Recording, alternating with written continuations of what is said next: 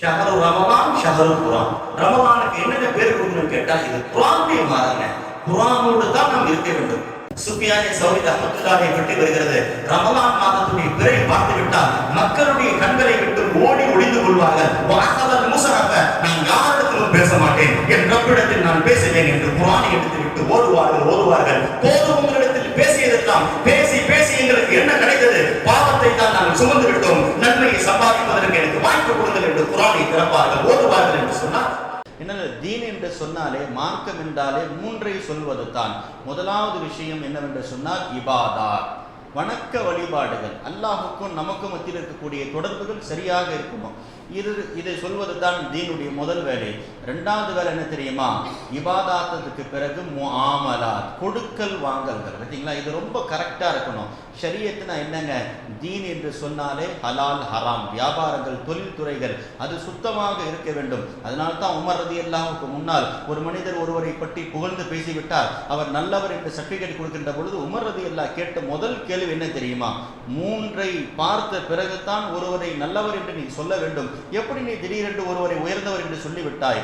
ஒருவரோடு பழகி இருக்க வேண்டும், கொடுக்கல் வாங்கல் கொடுத்திருக்க வேண்டும், அதே போன்று பயணம் செய்திருக்க வேண்டும்.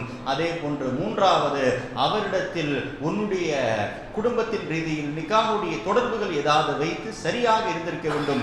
இந்த மூன்று தொடர்பும் இல்லாமல் ஒரு மனிதரை தானாக புகழக்கூடாது. பார்த்தீங்களா? அதனால ஒரு மனிதரோடு பயணம் செய்கிறோம், பயணத்தில் சரியாக இருக்கிறார், அவர் நல்லவர் என்று. அதே போன்று கொடுக்கல் வாங்கல்கள், வியாபாரம் செய்கிறோம், காசை கொடுக்கிறோம், கடனை கொடுக்கிறோம், சரியான முறையில் திருப்பி கொடுத்துறார் என்று சொன்னால் அவர் நல்லவர் என்று நீங்கள் சர்டிபிகேட் கொடுங்க என்று சொன்னார்கள் பெருமானார் ஸல்லல்லாஹு அலைஹி வஸல்லம். பெருமானார் தன் வாழ்நாளில் மூன்றே நபரை பார்த்து தான் சாலிஹ், இவர் நல்லவர் என்று சர்டிபிகேட் கொடுத்தாங்க. அதுல நஜ்ஜாஷி மன்னரை பார்த்து கண்ணால் பார்க்கவே இல்லை, ஆனால் அவரை நல்லவர் என்று சொன்னார்கள். அஹூகுமுன் நஜாஷி அஸ்ஸாலிஹ், யார் அவர்? ரொம்ப நல்லவர். ஏங்க, அவருடைய வாழ்க்கை முறைகள் தூயதாக இருந்துச்சு. அரசராக இருந்தாலும் கூட நல்லவராக இருந்தார். நபி அவரை சர்டிபிகேட் எடுத்து கொடுத்தார்கள். அதே போன்று அப்துல் ரஹ்மான் இப்னு அவுஃப் ரலியல்லாஹு மிகப்பெரிய வியாபாரி, அவரை நல்லவர் என்று சொன்னார்கள். ஸல்லல்லாஹு அலைஹி வஸல்லம் தன் மனைவிமார்கள் எல்லாத்தையும் பார்த்து சொன்னாங்க, நான் மரணித்த பிறகு நீங்க யாரும் கவலைப்படாதீங்க, பொருளாதாரத்தை பற்றி என் தோழர்களில் ஒரு நல்லவர் இருக்கின்றார், அவர் உங்களுக்கு பொருளாதார உதவி செய்வார் என்றார்கள்.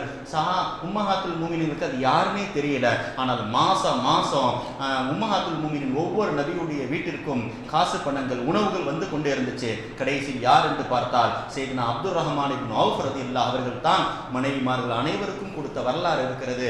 எனவே மூன்றாவது விஷயம் முஆமலாத் முஆஷராத். பார்த்தீங்களா, குடும்ப வாழ்வியல். இந்த மூன்றை பற்றி பேசுவதற்கு தான் குர்ஆன், இந்த மூன்றை பற்றி பேசுவதற்கு தான் ஷரியத், இந்த மூன்றை பற்றி பேசுவதற்கு தான் லட்சக்கணக்கான நபிமார்கள் இந்த பூமியில் வந்தார்கள். அதில் மூன்றாவது டாபிக் தான் முஆஷராத், குடும்ப வாழ்வியல். அதை பற்றி தான் இன்று ஓதப்பட்ட சூரத்து நூர் நமக்கு சொல்லித் தருகிறது. எனவே வரலாற்றில் மிக முக்கியமான ஒரு சூறாவை நாம் ஓதி இருக்கிறோம். சையதுனா அலி ரலியல்லாஹு அவர்கள் சொல்வார்கள், மனுஷன் அமல் பாட்டில் மூட்டை கணக்கில் செஞ்சுட்டு போயிட்டே இருக்கிறான், ஆனால் அவன் திரும்பி பார்க்க மாட்டேங்கிறான், அவருடைய அமல் ஏற்றுக்கொள்ளப்பட்டதா?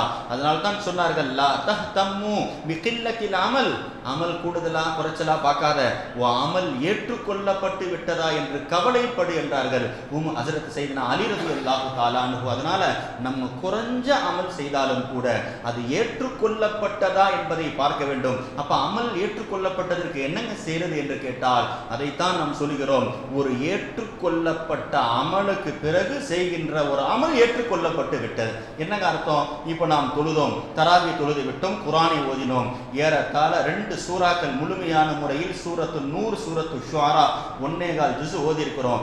இந்த அமலுக்கு பிறகு இந்த அமல் செய்கிறோம், அல்லாஹ் இந்த அமலை ஏற்றுக்கொண்டான் என்பதற்கு அடையாளம் என்று நம்முடைய சூஃபியாக்கள் முன்னோர்கள் நமக்கு சொல்லி தருகிறார்கள். அதனால நபி அவர்கள் கேட்ட துவா, இன்னைக்கு நம்ம பள்ளிவாசலுக்கு வந்திருக்கிறோம், எத்தனோ பேர் போய் பாருங்க ஹாஸ்பிட்டல்ல இருக்கிறாங்க, நோன்பு ஆரம்பிச்சதுலேருந்து இன்னைக்கு வரைக்கும் நோன்பு வைக்க முடியாமல் இருக்கிறாங்க. ஸல்லல்லாஹு அலைஹி வஸல்லம் யாராவது மனிதனின் படைப்பில் கொஞ்சோண்டு மாற்றமான ஒரு மனிதரை பார்த்து விட்டால் நபி சஜிதாவில் இருந்து விடுவாங்களா? யாராவது இது வரைக்கும் நம்ம அப்படி செஞ்சிருக்கிறோமா சொல்லுங்க? ஒரு நோயாளியை பார்த்தா நபி சஜிதாவில் விடுவார்கள். குரங்க பார்த்தா நம்ம கல் எடுத்து அடிக்க ஆரம்பிக்கிறோம், சிரிக்கிறோம், கேலி பண்றோம். ஹதீஸில் வருகிறது, கான ரசூல் ஸல்லல்லாஹு அலைஹி வஸல்லம் இதா ரஆல் கிரத், குரங்கை பார்த்தால் நபி ஹர்ர சாஜிதல் இல்லா, நபி சஜிதாவில் விழுந்து விடுவார்கள். பார்த்தீங்களா, குரங்க பார்த்தா நபி சஜிதா செஞ்சாங்க. ஏங்க, அல்லாஹ் நம்ம சொல்லக்கூடாது அந்த வார்த்தையை. மனிதனாக இருக்கக்கூடிய நம்மை அல்லாஹ் குரங்காக படைத்திருந்தால் யார் கேட்க முடியும்? அல்லாஹ் நம்மளை அஹ்சன தக்வீமாக அழகான முறையில் தோற்றம் கொடுத்து பேசுகின்ற மனிதனாக நம்மை பிறர் பார்க்க நமக்கு கண்ணியத்தை கொடுத்தானே, அந்த அல்லாஹுக்கு நான் சஜிதா செய்கிறேன். நபி அவர்கள் சஜிதா செஞ்சாங்க. அந்த அல்லாஹுக்கு நம்மளால சஜிதா செய்ய முடியலன்னு சொன்னா, இன்று ஓதப்பட்ட அல்லாஹ் சூரத்துல் ஃபுர்கான் என்னும் ஒரு சூறால நல்லடியார்களுடைய 10 தன்மையை சொல்லித்தரான். மெதுவாக நடப்பார்கள், பெருமையாக நடக்க மாட்டார்கள், ஜாகில்களை பார்த்தால் அவர்கள் பேச மாட்டார்கள், சலாம் சொல்லுவார்கள், மௌனமாக இருப்பார்கள். அவர்கள் பல தன்மைகள் அதில் வருகிறது. அதில் ஒரு தன்மை வருகிறது, அவர்கள் இரவு முழுக்க சஜிதா செய்வார்கள். வல்லதீன யபீத்தூன லிரப்பிஹிம் சுஜ்ஜதன் வ கியாமா. அவர்கள் நெற்றி சஜிதா இஷாவுக்கு பிறகு தொடங்கி ஃபஜ்ர் வரை நெற்றி பூமியிலே இருக்கும் என்ற ஆயத்து இறங்கிய பிறகு சஹாபாக்கள் நபி கிட்ட கேட்டாங்க, யா ரசூலுல்லாஹ், இது போன்று யாராவது ஒருவர் இஷாவுக்கு பிறகிலிருந்து ஃபஜ்ர் வரை நெற்றியை சஜிதாவில் வைத்துக் கொண்டே இருக்க முடியுமா என்று கேட்கின்ற பொழுது ஸல்லல்லாஹு அலைஹி வஸல்லம் சொன்னார்கள், நான் ஒரு முறையை சொல்லித் தருகிறேன். என்னுடைய உம்மத்தில் யார் இஷா தொழுத பிறகு 2 ரக்காத் சுன்னத்தான தொழுகையை தொழுது விட்டு அவர் அமர்ந்து தூங்கி விடுவாரோ, பாவம் செய்யாமல், நபி சொன்னார்கள், ஃபகத் பாத்த சாஜிதன் லில்லாஹ். 2 ரக்காத் தொழுது விட்டு இஷாவுக்கு பிறகு நீ வீணான விஷயம் ஈடுபடாமல் தூங்கினால் இரவு முழுக்க சஜிதா செய்த நன்மை உனக்கு கிடைக்கும் என்றார்கள் பெருமானார் ஸல்லல்லாஹு அலைஹி வஸல்லம். பார்த்தீங்களா, எவ்வளவு இலகுவான முறையை சொல்லிட்டாங்க. இஷாவுக்கு பிறகு தூங்குறதுக்கு முன்னாடி 2 ரக்காத்துங்க தொழுதுட்டு நீங்க பாட்ட பேசாம படுக்கையில படுத்துருங்க, இரவு முழுக்க சஜிதா செய்த நன்மை என்று இன்று ஓதப்பட்ட சூரத்துல் ஃபுர்கானுடைய தஃப்சீர் நமக்கு சொல்லித் தருகிறது என்று சொன்னால், பெருமானார் ஸல்லல்லாஹு அலைஹி வஸல்லம் குறைந்த காரியத்தில் நிறைந்த நன்மையை செய்கின்ற வாய்ப்பை சொன்னாங்க. அதனால தான் நம்ம என்னங்க செய்யறது, நபி ஓதின துவாக்கள், நபி என்னைக்கும் அதிகமான ஒரு துவா ஓதுவாங்க. ஹதீஸில் வருகிறது, கானமின் துஆஇ ரசூல் ஸல்லல்லாஹு அலைஹி வஸல்லம். நபி அவர்கள் அதிகம் அல்லாஹ்விடத்தில் கேட்ட துவா என்ன தெரியுமா? அல்லாஹும்ம இன்னி அஊது பிக மின் ஸவாலி நியாமதிக. அல்லாஹ், நீ கொடுத்த இந்த அருள்கொடைகளை, நியாமத்துகள் நீங்குவதை விட்டும் நான் பாதுகாப்பு தேடுகிறேன். பார்த்தீங்களா, நம்ம கிட்ட நியாமத்துகள் இருக்கிறது. ஈமான் நியாமத், தொழுதது நியாமத், ஆரோக்கியம் நியாமத், இதுவெல்லாம் பறிக்கப்பட்டு போய் விடக்கூடாது. நபி துவா செஞ்சாங்க, அல்லாஹும்ம இன்னி அஊது பிக மின் ஸவாலி நியாமதிக. நீ கொடுத்த அந்த ஆரோக்கியம் நீங்குவதை நான் பாதுகாப்பு தேடுகிறேன். வ தஹவ்வுலி ஆஃபியத்துக. நீ கொடுத்த ஆரோக்கியம் போவதை விட்டும் நான் பாதுகாப்பு தேடுகிறேன். வ ஃபுஜாதி நிகமதிக. உன் தண்டனை வெக வேகமாக வருவதை விட்டும் நான் பாதுகாப்பு தேடுகிறேன். அதே போன்று நபி அவர்கள் சொன்னார்கள், வ ஜமீ சஹதிக. உன்னுடைய கோப பார்வை விட்டும் நான் பாதுகாப்பு தேடுகிறேன். அதனால நாம் இது போன்ற துவாக்களை அல்லாஹ்விடத்தில் செய்கின்ற பொழுது அல்லாஹ்வுடைய கோபத்திற்கு ஆளாகக்கூடாதுங்க. அதுக்காகத்தான் நம்ம எல்லாம் பள்ளிவாசலுக்கு வந்திருக்கிறோம். எனவே நாம் இன்று ஓதப்பட்ட சூரா சூரத்துல் நூர் என்று ஒரு வரலாற்றில் சிறப்புமிக்க சூரா. நூறுன்னு சொன்னாலே ஒளின்னு அர்த்தங்க. அல்லாஹு தாலா எப்பொழுது கஸ்வையே இஃப்காக இருக்கக்கூடிய கஸ்வத்துல் முரைசி என்று ஒன்று சொல்லுகின்ற ஒரு போருக்கு நபி அவர்கள் தன்னுடைய மனைவி ஆயிஷா அம்மையாரை கூட்டு போறாங்க. நபியுடைய வளம் என்ன தெரியுமா? இன்னைக்கு எத்தனோ பேர் பயணம் செய்கின்றார்கள், ரொம்ப நீண்ட பயணங்கள், மனைவியை விட்டு விட்டு போகின்றார்கள். வெளிநாட்டுக்கு போயிட்டாங்க, 3 வருஷம் 4 வருஷம், திருமணத்திற்கு முன்னால் போகலாம், தவறில்லை. திருமணம் ஆன பிறகு 4 ஆண்டுகள் 3 ஆண்டுகள் பிரிந்து விட்டு போகிறார்கள். இது நபியினுடைய வழிமுறைக்கு மாற்றம். போர்க்களத்துக்கு நபி போறாங்க 3 மாசத்திற்கு 1 மாசத்திற்கு சீட்டு போட்டு விட்டு தன்னுடைய மனைவி ஒருவரை கூப்பிட்டு போறாங்க. இது நபியினுடைய வாழ்நாளில் மிக முக்கியமான சுன்னத். பயணத்தில் மனைவியை அழைத்து விட்டு போக வேண்டும், நீண்ட பயணமாக இருந்தால். ஏனென்றால் மனைவிக்கு செய்ய வேண்டிய கடமைகள் இருக்கிறது. இன்னலி நஃப்ஸிக அலைக ஹக்கா. உனக்கென்று சில கடமைகள், ஒலி ஸௌஜிக அலைக ஹக்கா. உன் மனைவிக்கு செய்ய வேண்டிய கடமைகள் இருக்கிறது என்று பெருமானார் சொன்னாங்க. இன்று மனைவியை விட்டுட்டு ரொம்ப தூரம் பயணங்கள் நாட்கள் போவதின் காரணமாகத்தான் பல குழப்பங்கள் ஏற்படுகிறது. நபி வாழ்நாள் முழுக்க மனைவிமார்களை விட்டுட்டு எங்கேயும் போனதும் கிடையாது. யாராவது ஒரு மனைவியை கூட கூப்பிட்டு போவாங்க. அப்படித்தான் ஆயிஷா ரலியல்லாஹு கூப்பிட்டு போனாங்க. ஹிஜ்ரி 7 நடந்த கஸ்வத்துல் முரைசிக்கு போகின்ற பொழுது ஆயிஷா ரலியல்லாஹுடைய கழுத்தில் போடப்பட்டிருந்த அந்த செயின் காணா போடுச்சு. கதீஜா ரலியல்லாஹு அவர்களுக்கு கிடைத்த அந்த செயின், அதை நபி அவர்கள் ஆயிஷா அம்மையாருக்கு அன்பளிப்பாக கொடுத்தார்கள். காணா போடுச்சு. தேடிக்கொண்டே இருந்தார்கள். நேரம் கடந்து விட்டது, பயணங்கள்லாம் புறப்பட்டு போய்விட்டது. அந்த நேரத்தில் தான் தயம்மத்துடைய வசனம் கூட இறங்கியது என்று வரலாற்றில் வருகிறது. ஆனா போர் காலம் முடிஞ்சு மதீனாக்கு வந்து நபி வந்து சேர்ந்து விட்டார்கள். ஆயிஷா அம்மையார் வரவில்லை. எனவே தான் ஊர் முழுக்க ஒரு செய்தி பரவிவிட்டது, ஆயிஷா அம்மையார் எங்கேயோ போயிட்டாங்க, தவறு நடந்து விட்டது என்று நயவஞ்சகர்கள் ஒரு இட்டு கட்டி விட்டார்கள். அதற்கு பிறகு சஹாபி ரசூல் சஃப்வான் பின் முஅத்தல் என்று சொல்லுகின்ற சஹாபி தான் ஆயிஷா அம்மையாரை குதிரையில வச்சு கூப்பிட்டு வராங்க. மதீனாவில் அதுக்குள் வதந்திகள் எல்லாம் பரவிவிட்டது. ஆயிஷா அம்மையாரை பற்றியும் ஹஜ்ரத் சஃப்வான் பின் முஅத்தலை பற்றியும் அல்லாஹு தாலா 18 நாட்கள் கழித்து ஆயிஷா ரலியல்லாஹு யார்கிட்டையும் பேசல, நபி யாரிடத்திலும் பேசவில்லை. 18 நாள் கழித்து அல்லாஹு தாலா சூரத்து நூர் என்று ஒரு முழுமையான சூறாவை இறக்கி வைத்தான். ஏறத்தாழ 18 ஆயத்துகள் ஆயிஷா ரலியல்லாஹுடைய பத்தினித்தனத்தை பற்றி பேசுகிறது.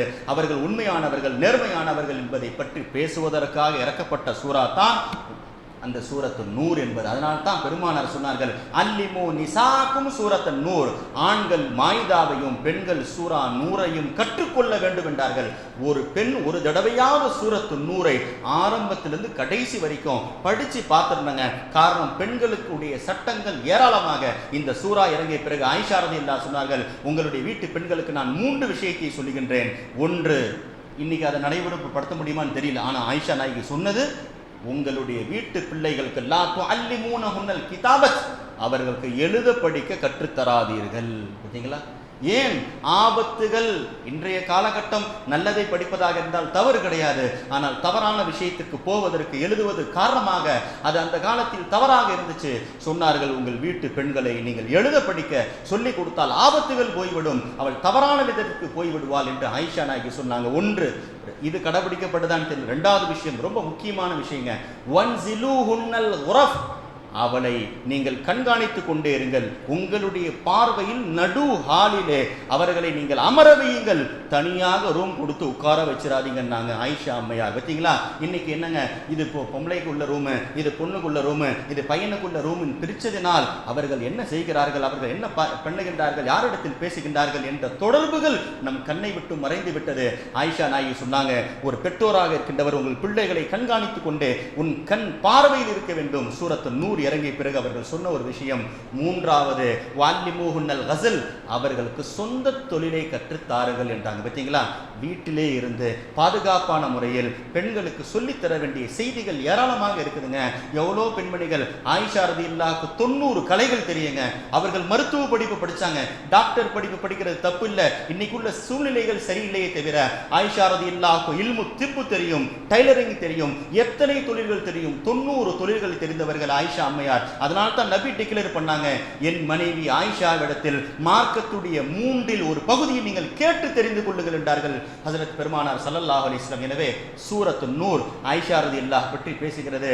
எப்பொழுது இந்த சூரா இறங்கிச்சோ ஆயிஷா ரலியல்லாஹு அவர்கள் சொல்வார்கள், அல்லாஹ் நபியுடைய மற்ற மனைவிகளுக்கு கொடுக்காத 7 தன்மை அல்லாஹ் எனக்கு மட்டும் கொடுத்தான், நான் அதை கொண்டு பெருமை அடைகிறேன். எந்த மனைவிக்கும் இந்த 7 விஷயம் கிடைக்கல, எனக்கு மட்டும் கிடைத்தது. என்னங்க முதல் விஷயம், யூசுப் நபியை பற்றி தவறாக பேசிவிட்டார்கள் ஜுலைகா அம்மையார் அவர்கள், என்னோட தப்பு பண்ணிட்டாங்கன்ட்டு. பார்த்தீங்களா?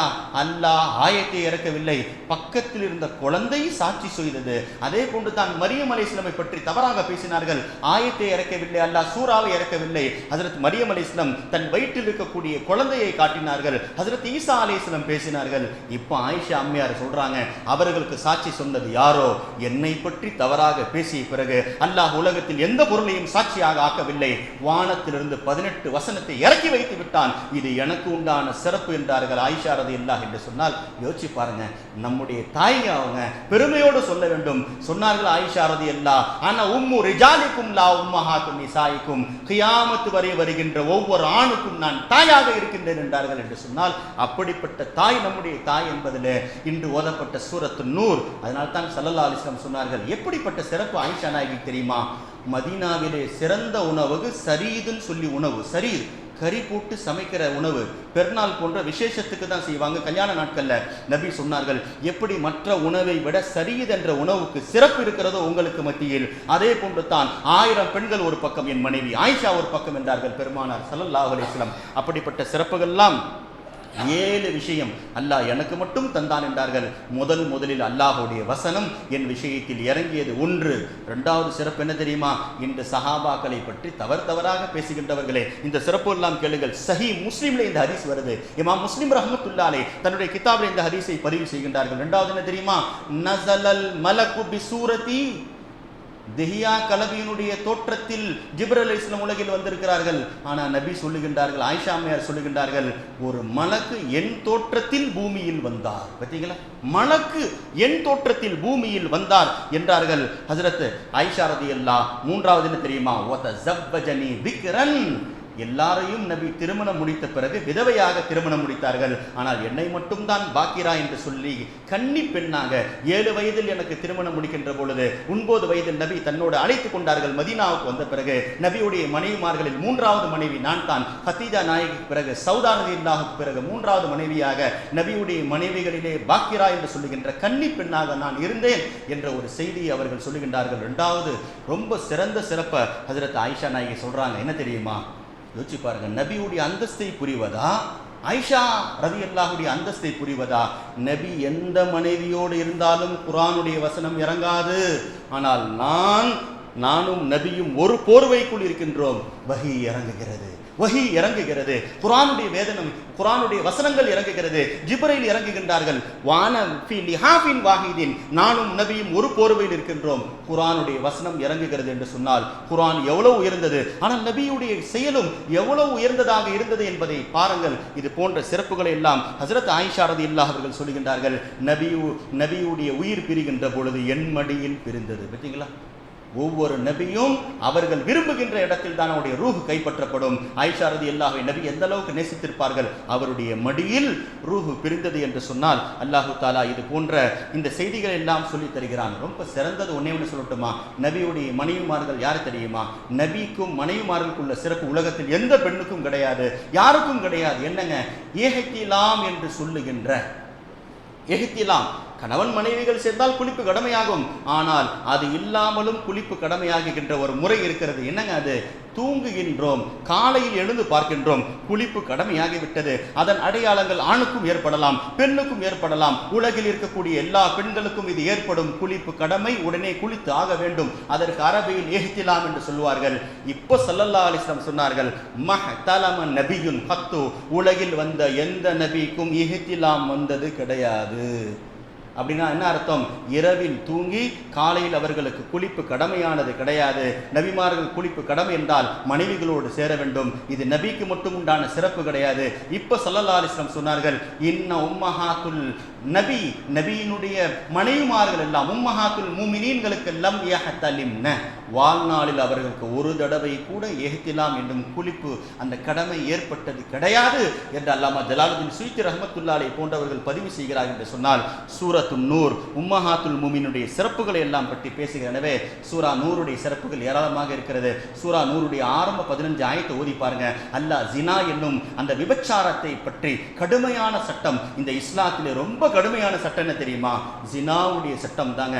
திருமண மாணவி ஜினா செய்துவிட்டால் கல்லால் அடித்து சாவடிக்கப்பட வேண்டும். ஒரு மனிதனுடைய உயிரை வாங்குவதற்கு யாருக்கும் அனுமதி கிடையாது. ஆனால் 3 காரணத்திற்காக உயிரை வாங்கலாம். ஒன்று, அவர் இஸ்லாத்தில் நுழைந்த பிறகு வேறு மதத்திற்கு போய்விட்டால், முர்த்தத்தாகிவிட்டால், மன் பத்தல தீனஹு ஃபக்துலு, யார் மதம் மாறிவிட்டார் அவரை நீங்கள் கொலை செய்யுங்கள் என்றார்கள் பெருமானார் ஸல்லல்லாஹு அலைஹி வஸல்லம். இரண்டாவது, ஒரு உயிரை பறித்து விட்டால் அல் கத்லு பில் கத்ல் அன் நஃப்ஸ் பின் நஃப்ஸ், உயிருக்கு பகர உயிர் தான், எனவே உயிரை கொலை செய்ய வேண்டும். மூன்றாவது, திருமணமான பிறகு விபச்சாரம் செய்தால் கல்லால் இருந்து கொல்லப்பட வேண்டும். சஹாபாக்களில் ஒரு சஹாபி இருக்கிறாங்க, மாயிஸ் ரலியல்லாஹ், திருமணமான பிறகு கல்லால் அடித்து அவர்கள் ரஜம் செய்யப்பட்டு மரணித்தார்கள். அவருடைய வரலாறை போய் படிச்சு பாருங்க. கண்கள்ல இருந்து தண்ணீர் கிடையாதுங்க, கண்கள்ல இருந்து ரத்தம் வந்துவிடும். அப்படிப்பட்ட சஹாபாக்குடைய புனித வரலாறுகள் போய் நபியிடத்தில் போய் சொன்னாங்க, யார சொல்லலாம், நான் ஒரு பெண்ணிடத்தில் விபச்சாரம் செஞ்சுட்டேன். ஸல்லல்லாஹு அலைஹி வஸல்லம் மூஞ்ச திருப்பிட்டாங்க.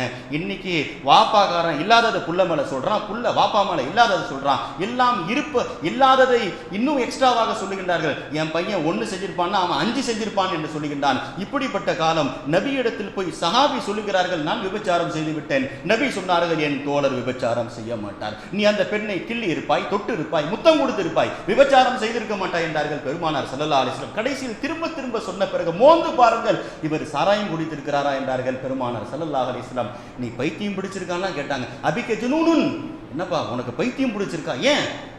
திருமணம் ஆகி விபச்சாரம் செய்தால் கல்லால் அடித்து இறந்து போக வேண்டும், இப்படிப்பட்ட சட்டத்தை தானாக முன்வந்து ஏற்றுக்கொள்கிறாரே. ஸல்லல்லாஹு அலைஹி வஸல்லம் சொல்லிட்டாங்க, நான் கிட்டேயே வரமாட்டேன், நீங்க வேணாலும் அடித்துக் கொள்ளுங்கள் என்று. நபி ஓரம் போயிட்டாங்க.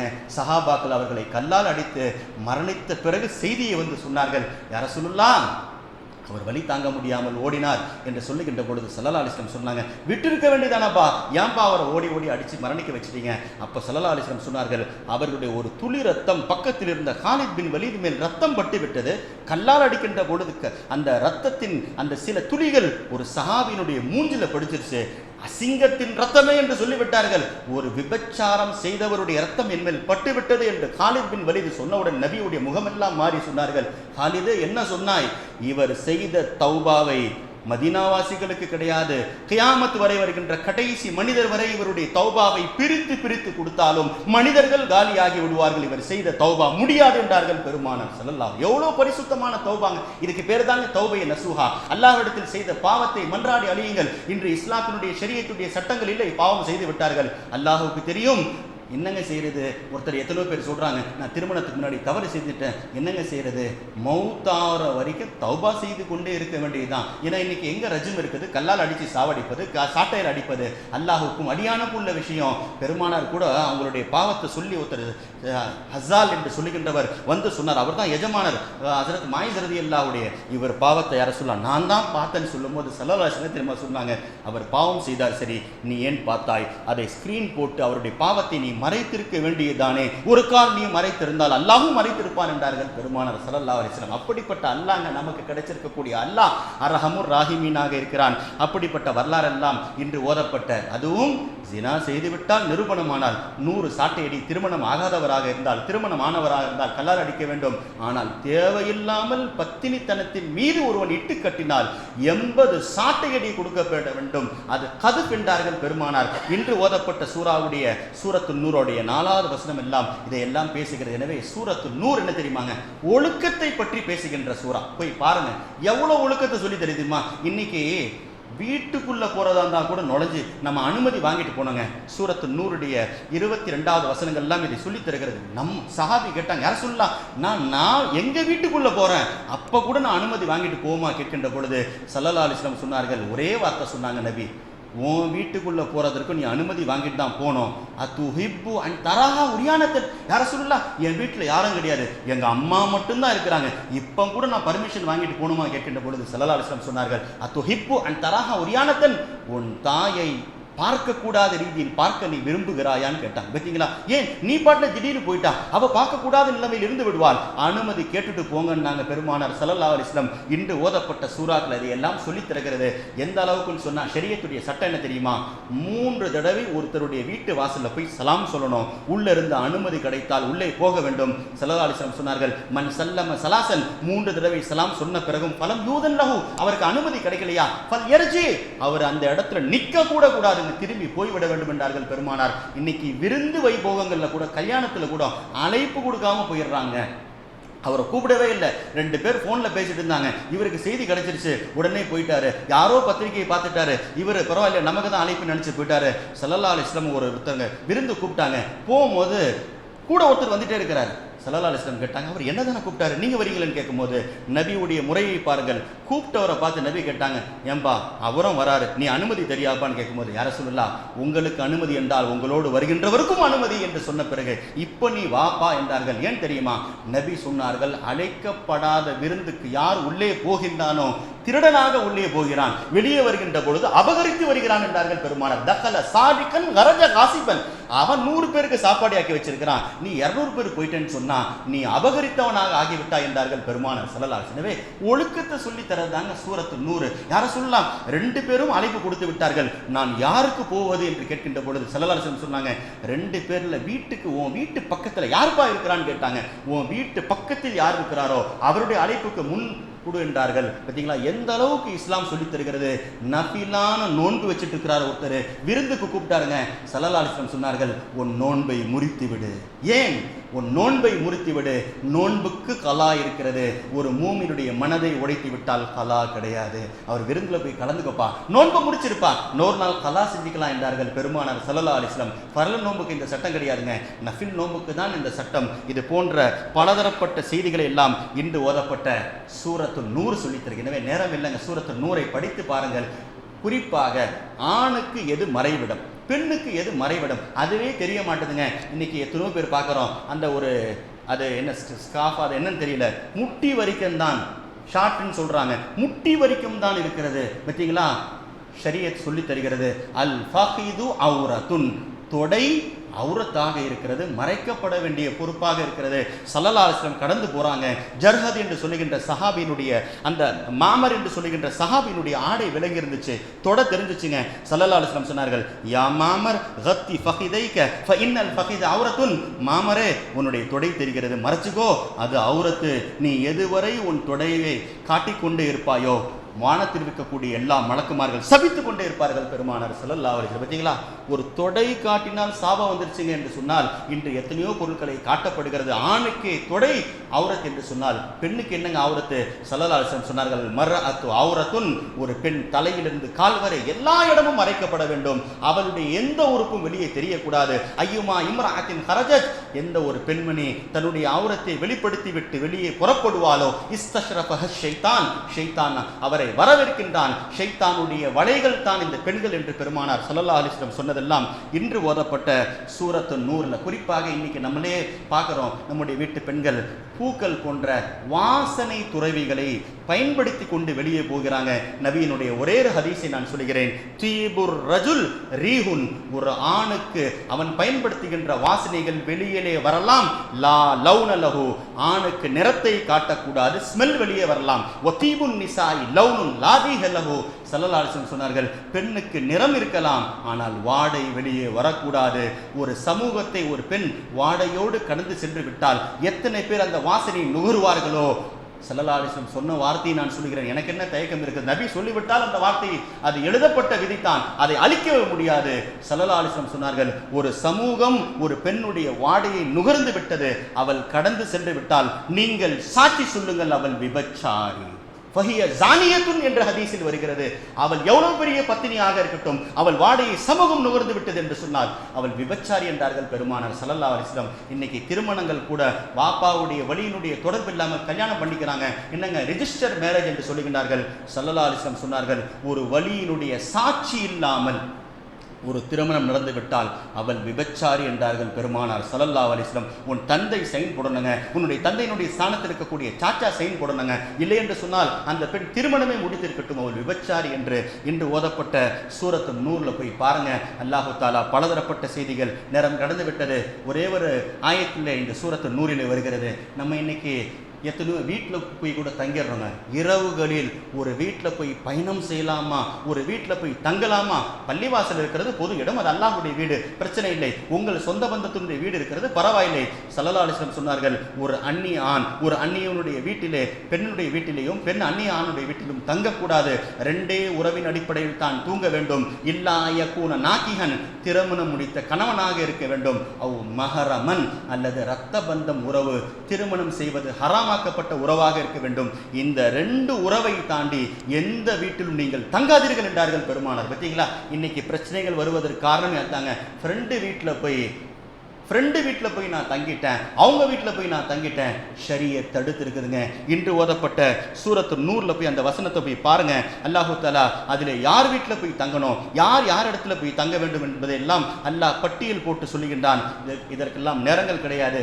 ஸல்லல்லாஹு அலைஹி வஸல்லம் சூரா நூர் என்று சொன்னாலே ஒளின்னு அர்த்தங்க. 35வது ஆயத்து, அல்லாஹு நூறு சமாவாதி வல் அர்த், அல்லாஹ் யாருங்க? வானம் பூமியினுடைய ஒளி.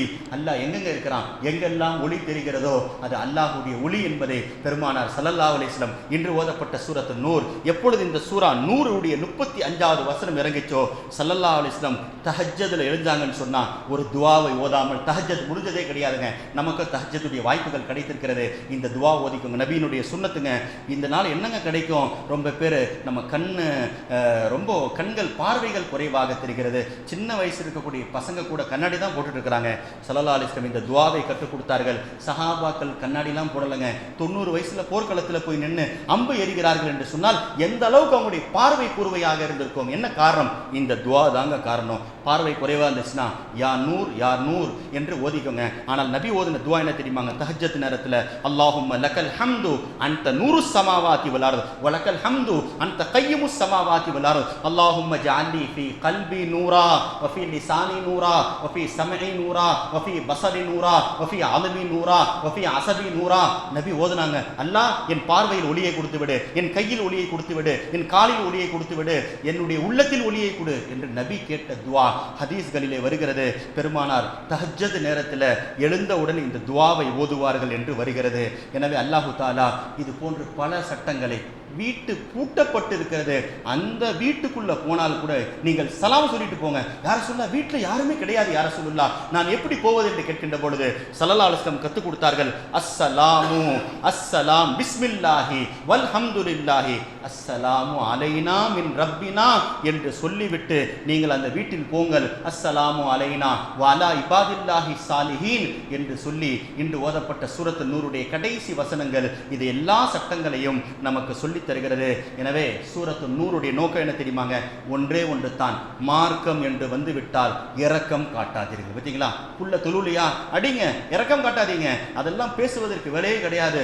லா தாகுதுக்கும் பிஹிமா ராஃபத்துன் ஃபீ தீனில்லாஹ் சூரத்து நூருடைய 3வது வசனம் சொல்லுகிறது, தீனுடைய விஷயத்தில் மென்மையை யாரும் கடைபிடிக்காதீர்கள், அதிலே கடுமையை கடைபிடிங்கள் என்று பெருமானார் ஸல்லல்லாஹு அலைஹி வஸல்லம் சொன்னார்கள். 3வது ஃபத்தகுத் துன்யா வத்தகுன் நிசா உலகத்தை தவிர்ந்து கொள்ளுங்கள், பெண்களும் ஆபத்தானவர்கள், மொத்த உலகம் தனி பெண்கள் தனி, இந்த ரெண்டிலிருந்தும் நீங்கள் தவிர்ந்து கொள்ளுங்கள் என்று பெருமானார் ஸல்லல்லாஹு அலைஹி வஸல்லம் சொன்னதெல்லாம் இன்று ஓதப்பட்ட சூரத்து நூரிலே அல்லாஹு தஆலா சொல்லித் தருகிறான். எனவே பலதரப்பட்ட சட்டங்கள் இன்று ஓதப்பட்ட சூறாக்களிலே அல்லாஹ் சொல்லித் தருகிறான். எனவே பார்வையை தாழ்த்துங்கள், யாரை பார்க்க வேண்டும், யாரை பார்க்கக்கூடாது, யாரிடத்தில் பேச வேண்டும், யாரிடத்தில் நம்முடைய வெளிரங்கத்தை காட்ட வேண்டும் என்பதெல்லாம் இன்று ஓதப்பட்ட சூரத்து நூர்ல அல்லாஹ் சொல்லித் தருகிறான். எனவே சூரா நூரை ஓதினால் கபரிலும் ஒளி, மறுமையிலும் ஒளி, நம்முடைய தராசிலும் ஒளி.